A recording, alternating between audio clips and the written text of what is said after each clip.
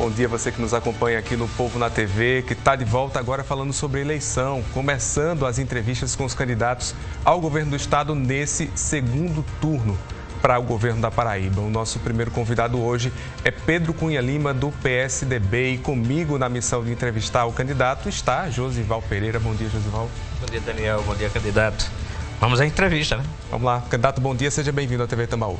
Bom dia, Daniel, Josival, todos que nos acompanham aqui na TV Tambaú. Prazer poder fazer esse debate.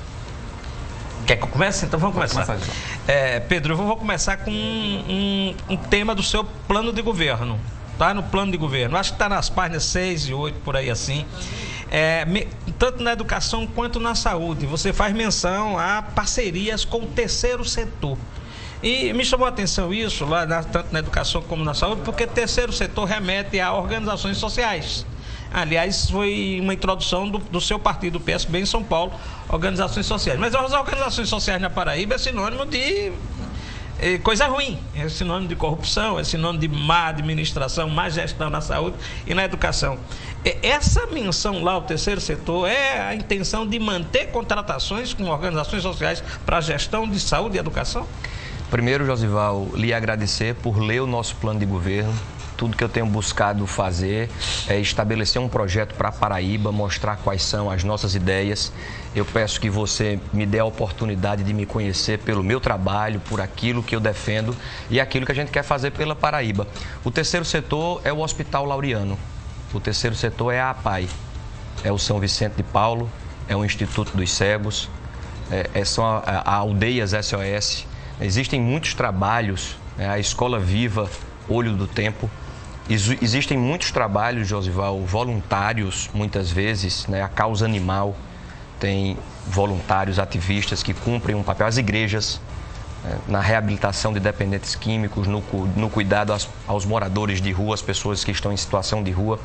E existem equipamentos também desse terceiro setor que, se o governo do estado aumentar o apoio financeiro, a gente vai ter um alcance maior para cuidar de quem está atravessando um momento difícil. Vou dar aqui um exemplo, o Hospital São Vicente de Paulo, que é a maior central de hemodiálise da Paraíba, que realiza 280 mil atendimentos por ano, recebe do governo do estado de apoio financeiro por ano R$ 1.200.000.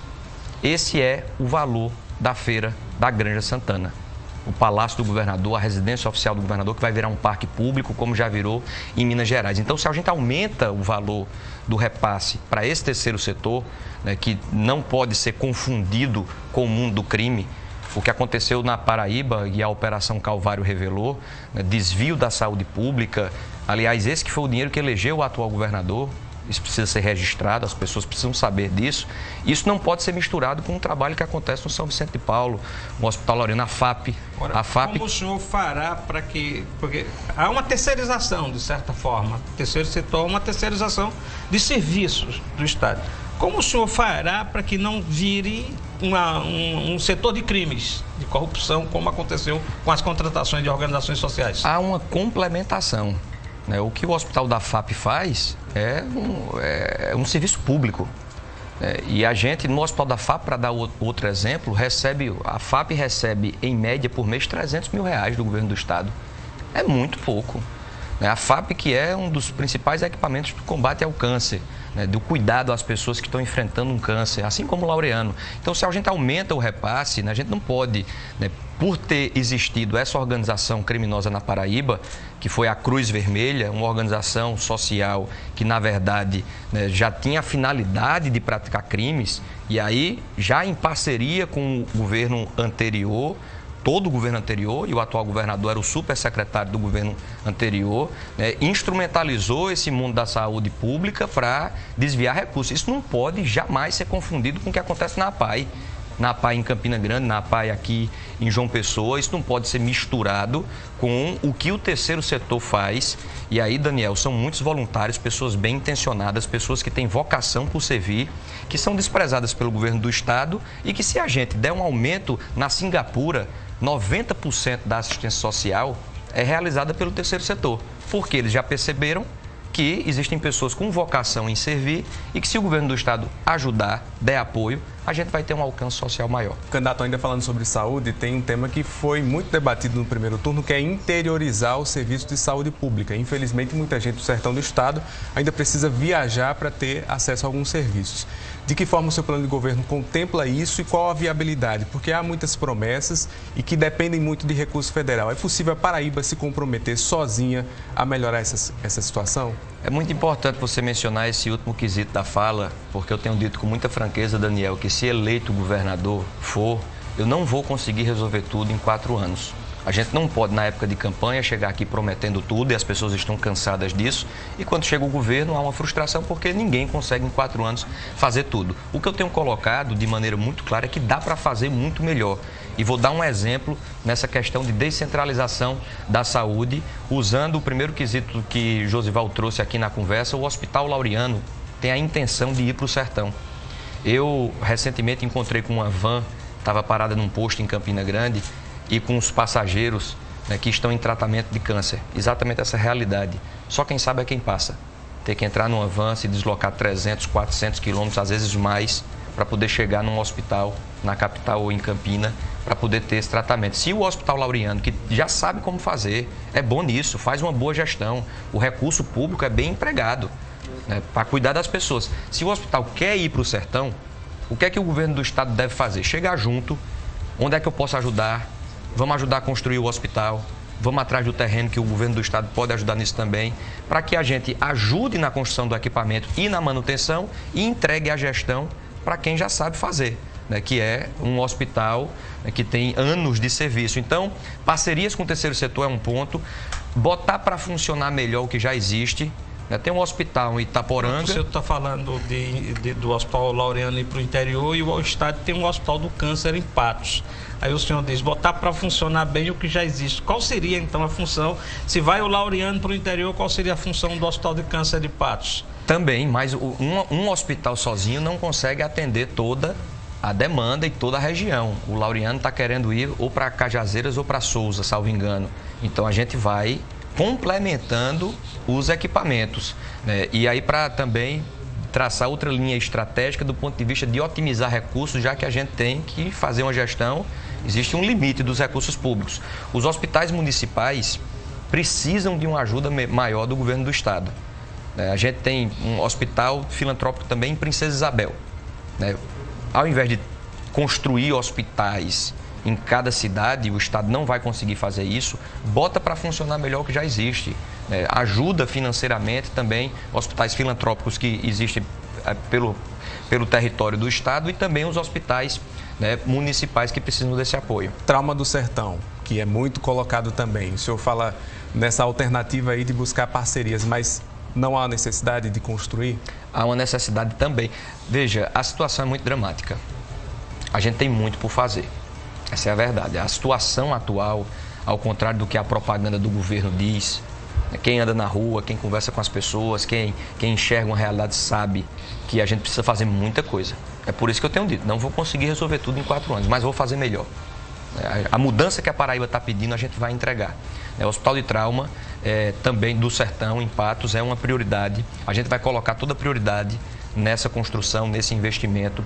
Inclusive, quero agradecer aqui o apoio de muitos parceiros que estão nos fortalecendo nessa caminhada. O senador Efraim, o senador eleito, tem sido um parceiro importante nesse processo. A gente recebeu o apoio do senador veneziano, que na sua candidatura colocou como prioridade o Hospital de Trauma do Sertão, e a gente, ao receber esse apoio, também firma compromissos programáticos, né, políticas públicas de combate à fome, o Hospital do Trauma do Sertão, a construção do terceiro eixo da transposição, são itens que o senador veneziano colocou como prioridade e a gente incorpora no nosso projeto para poder fazer acontecer, né? O Hospital de Trauma do Sertão, como falei, será uma prioridade também. Eu vou voltar ao seu programa de governo, seu plano de governo. Eu li todos os planos de governo com atenção. Obrigado. Na educação tem um item lá que me chama a atenção e é pela a complicação da minha forma de entender. O senhor tem no seu plano de governo elege que vai incentivar a que as escolas obtenham boas notas. E lá no item tem que vai escolher 150 escolas, as escolas com melhores notas, as escolas premiadas. E essas 150 escolas vão ajudar a melhorar as 150 escolas que estão com mais dificuldades, que não atingiram as notas, que estão em pior situação. Como é que vai acontecer isso? Que as escolas premiadas vão ter que ajudar a recuperar as escolas em prioridade. Como é que vai acontecer isso? Não há, de certa forma, também uma terceirização da solução dos problemas das escolas em pior situação? Muito bom poder falar sobre esse tema, Josival. Obrigado por essa oportunidade. Na educação, a gente tem uma grande facilidade, que é olhar o que o Ceará está fazendo, e o Ceará, um estado no Nordeste, vem apresentando resultados, tem conseguido ensinar a criança a ler e escrever na idade certa, tem os melhores índices de aprovação para o ensino superior, e já mostra como faz há bastante tempo. O Ceará é referência nacional, o Ceará faz uma educação pública acontecer melhor do que São Paulo. Então, no Ceará, como é que funciona? As 100 melhores escolas, ou 150 melhores escolas, recebem uma bonificação de 80% pelo resultado. E os 20%, Daniel, ficam retidos, guardados, condicionados a essas escolas conseguirem ajudar as 150 prioritárias, que são aquelas que não conseguiram apresentar desempenho. Então, você coloca um bônus para que a ajuda dê certo. E aí, como é que isso funciona? A comunidade escolar passa a se comunicar. Os professores, a direção escolar, vai entender a realidade da escola que não está conseguindo apresentar resultado. E aponta caminhos, e estende a mão, e interage, envolve um ambiente que não está conseguindo desempenhar como pode e deve. Eu volto a insistir, a responsabilidade termina passando para as escolas premiadas e não da Secretaria da Educação. Não, mas a Secretaria... Não, a responsabilidade tem que ser de todos. A escola é do governo. O professor é do Estado, é do governo do Estado. O diretor é do governo do Estado, é da estrutura do governo do Estado. Isso é o que acontece no Ceará. E já está dando certo. Não tem para que questionar o que já está dando certo. Não tem para que ficar debatendo, não. A gente não tem tempo a perder. No Brasil, existem realidades em vários estados que funcionam. É uma importação de modelos. Importação. De modelos. O senhor vai importar totalmente cópia de modelo. Não rigorosamente tem... isso. Não, eu vou copiar tudo que está dando certo. A educação está dando certo no Ceará, eu vou copiar. A austeridade está dando certo em Minas Gerais, eu vou copiar. O governo de Minas Gerais conseguiu fazer um corte em aluguel de veículos em 20%. Na Paraíba, o atual governo gastou 200 milhões em aluguéis de carros. Se a gente cortar 20%, isso representa 40 milhões. Conseguiu fazer lá, eu vou copiar. Pernambuco, Rio Grande do Norte está conseguindo desenvolver mais do que a gente no turismo, eu vou copiar. O Rio Grande do Norte investiu na divulgação dos seus pontos turísticos 10 vezes mais do que a Paraíba. Eu vou copiar.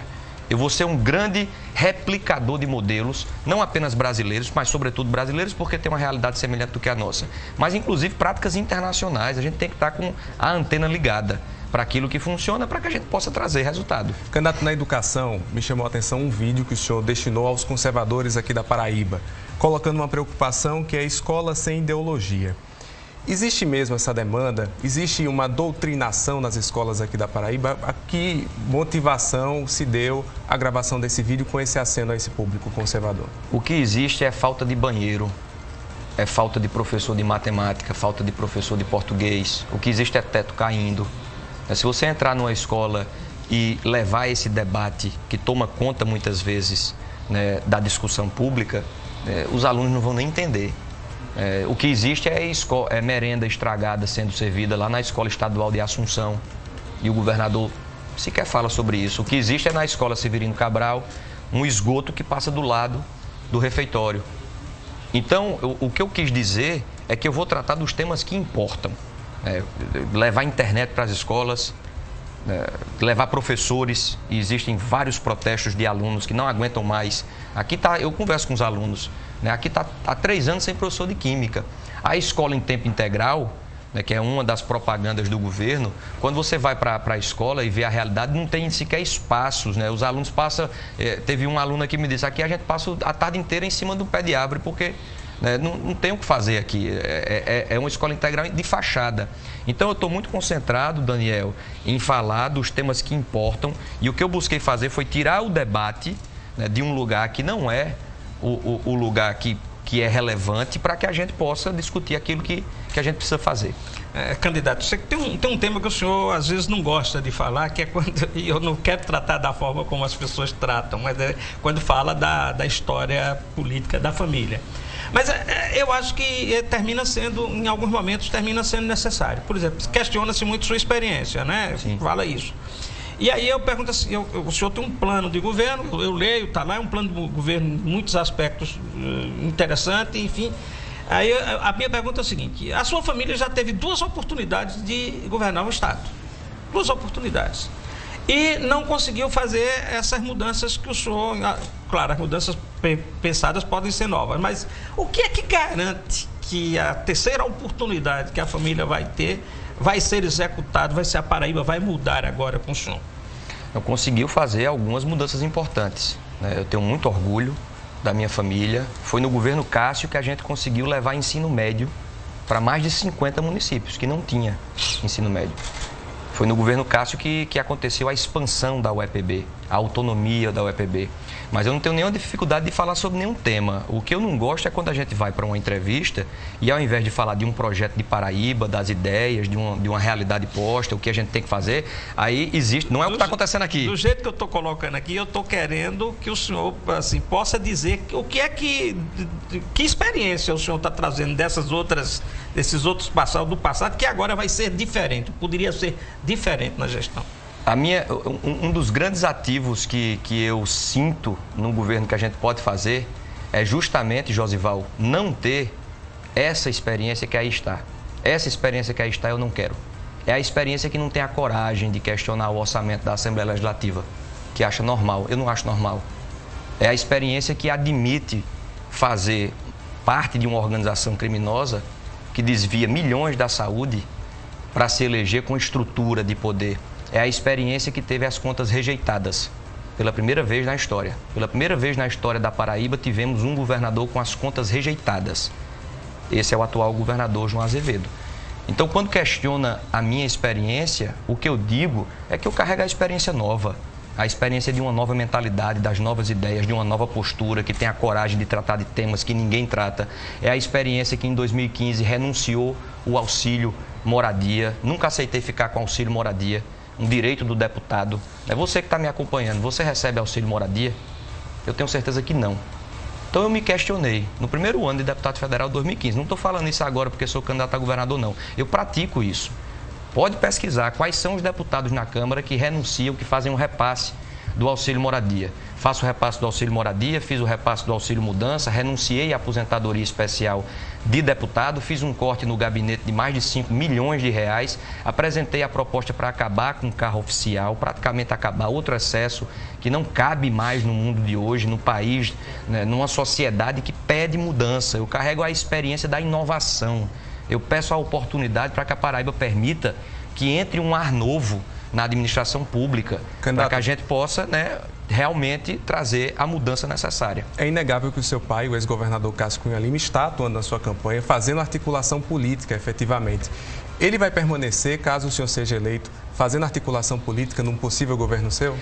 Ele vive um novo momento da vida dele, né? Ele, em razão do último resultado eleitoral, ele perdeu a disputa para o Senado, ele teve que se reinventar e hoje reside em Brasília e toca a sua vida, né, em um novo momento. Então, ele até esteve mais distante, veio para cá porque a gente está precisando de muita soma, né? Meu pai tem uma experiência importante, né? Tem sido uma soma relevante nesse processo, assim como o senador Efraim, né? Assim como, né, o prefeito Bruno em Campina, o ex-prefeito Romero, né? Agora com a chegada de novas adesões, o deputado Tassiano, né? Candidato a deputado Aledson, né? Ficou na primeira suplência ou segunda suplência. Enfim, é muita gente que está contribuindo. Agora, o nosso governo vai ter a nossa postura, as nossas ideias, a nossa maneira de enxergar as coisas, um compromisso prioritário em fazer o governo da educação. Vou sempre escutar meu pai, vou sempre escutar, né, pessoas que estão ao nosso lado. Eu gosto de ouvir. Às vezes concordo, às vezes discordo. Às vezes ele me convence, às vezes eu convenço ele, às vezes eu convenço o Josival, às vezes o Josival me convence. Isso é normal. Então, existe um curso, né, dessa construção coletiva que conta com a soma de muitos, né, inclusive de uma grande referência para mim, que é o ex-senador Cássio. Deixa eu colocar um tema aqui que todos colocaram no seu programa, quase todos os candidatos, com mais intensidade, outros com menos intensidade, mas ele não veio para a campanha, não veio para o debate da campanha, que é a questão do meio ambiente. A questão do meio ambiente não veio. Eu acompanhando algumas campanhas pelo mundo afora aí, por exemplo, a Colômbia discutiu muito a história da economia verde, na Alemanha o meio ambiente foi um tema central na campanha, enfim, vários outros países. E esse tema não veio para Paraíba por quê? O que é que você pensa da história do meio ambiente num possível governo seu? É uma prioridade, né? Um grave equívoco do atual governo. A gente passou a receber as águas do Rio São Francisco. Cada estado, ao receber as águas da transposição, teve que fazer um dever de casa. E a Paraíba, infelizmente, não fez o dever de casa, Josival. No eixo leste, quando a água do Rio São Francisco chega, ela já começa a ser contaminada pelo esgoto. Isso foi uma denúncia feita pelo Ministério Público, isso porque não se investe em saneamento básico como se deve. E a gente vai, sim, investir em saneamento básico, porque cuidar do saneamento básico é cuidar da saúde pública, é cuidar da dignidade das pessoas e é cuidar também do meio ambiente. O governo do estado gasta mais de 300 milhões de reais com energia. A gente pode substituir essa energia por energia limpa. Inclusive, Pernambuco, um estado vizinho, e novamente vou copiar o que Pernambuco está fazendo, lançou uma PPP para que um empreendimento de geração de energia solar forneça a energia para o governo do estado, reduzindo a conta de imediato em 20% e fazendo uso da energia limpa. Uma solução criativa, é uma solução que todo mundo está fazendo no mundo privado, nos governos, e a Paraíba ainda não acordou para isso. E isso é cuidar do meio ambiente. Quando eu falo que o foco é na educação, na educação a gente precisa levar uma conscientização para que as pessoas não joguem lixo na rua. Aqui é muito comum ainda, eu presencio várias cenas, Daniel. Pessoas dentro de um carro, termina de tomar uma garrafa d'água, baixa o vidro e joga fora. Isso é o quê? Isso é falta de educação, é falta de conscientização. E a gente precisa conscientizar as pessoas, educar as pessoas, para que a gente tenha uma comunidade que cuide mais do meio ambiente. Então, cuide mais e melhor. Então, a gente tem, sim, um olhar voltado a essa importante temática, é importante trazer para o debate. Temos, sim, ideias, caminhos para melhorar essa realidade que ainda está muito atrasada, Minutos finais da entrevista, mas eu queria trazer um tema. O senhor fala muito em mudar a forma de fazer política. Tem muita gente que faz política buscando sempre uma eleição atrás da outra. O senhor é deputado federal pela segunda vez, disputa agora o governo do estado. Já disse que em 4 anos dá para fazer tudo. O senhor é contra a reeleição? O senhor se comprometeria, por exemplo, a não disputar uma reeleição? O que é que o senhor pensa sobre isso? Eu vivo um momento da minha vida bastante intenso. É muito desafiador a caminhada que a gente tem feito, e governar o estado é uma responsabilidade tremenda e é uma questão muito mais pessoal. Eu sinto que, se eleito for, vou buscar entregar o meu melhor, a minha melhor energia, toda a minha coragem de tocar em feridas que muita gente não tem a coragem de mencionar. Você não vê o atual governador questionando, vou repetir, o orçamento da Assembleia Legislativa. A Assembleia Legislativa tem um orçamento de 339 milhões de reais. Para 36 deputados, tem um orçamento maior do que o orçamento da Universidade Estadual para uma comunidade acadêmica de mais de 21 mil pessoas. Meu Deus, isso é muito desproporcional. Se você imaginar todos os alunos, todos os professores, todos os prédios, as salas de aula, todos os funcionários da Universidade Estadual, tudo isso recebe menos recursos do que a Assembleia Legislativa. Então eu quero governar a Paraíba para entregar ao meu estado, ao nosso estado, essa postura determinada de mudar as coisas. E aí, depois de 4 anos, é uma sensação minha, uma questão pessoal, eu me imagino passando um bastão, não me vejo dando sequência, não quero firmar aqui um compromisso objetivo. Eu quero, mais do que firmar um compromisso que ninguém iria até acreditar, todo mundo, ninguém acredita nisso. O tempo vai dizer, se eu vencer, o tempo vai dizer se eu vou ou não disputar a reeleição. Só temos um minuto. Pergunta e resposta rápida. Só uma. O país está polarizado e é conservador, progressista, esquerda, direita e tal. Como é que o senhor se definiria nesse meio todo aí, em poucas palavras? Eu me defino como aquele que quer ensinar a criança a ler e escrever na idade certa. E a gente vai ter um programa de alfabetização na idade certa copiado do Ceará. Eu me defino como aquele que não tolera que o hospital falte lençol. No hospital de Guarabira está faltando lençol, os pacientes estão dividindo soro. Eu me defino como aquele que não tolera que de cada 3 crianças de 0 a 3 anos, 2 estão fora da creche porque não tem vaga. E o atual governo não construiu uma única vaga de creche.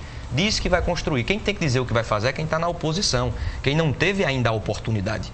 Quem já teve a oportunidade de governar tem que dizer o que já fez. Okay. Né? Então eu me defino como alguém que quer que as coisas funcionem e possam dar certo. Um minuto para as considerações finais agora. Agradecer demais a você, Daniel, a Josival, a todos que fazem esse espaço, né, da TV Tambaú. Agradecer a você que nos acompanhou, pedir uma oportunidade para que a gente possa, né, fazer um governo mais eficiente, mais dinâmico, oxigenado, com novas ideias. Peço o voto no 45 para que a gente consiga entregar a mudança que a Paraíba precisa, para citar uma última ação que precisa de uma aceleração, o arco metropolitano, por exemplo, outra promessa não cumprida do atual governo. Enfim, a gente vai fazer melhor, né, se assim Deus permitir. Então, finalizo agradecendo a confiança de muita gente que está ao nosso lado, caminhando conosco nessa jornada. Agradecer a tanta gente que está acreditando em mim. A gente vai seguir entregando o nosso melhor para servir a Paraíba. Obrigado, candidato. Obrigado, Josival. Em breve estaremos aqui também com o candidato João Azevedo, do PSB. Rápido intervalo agora e depois volta o Povo na TV, aqui na TV Tambaú.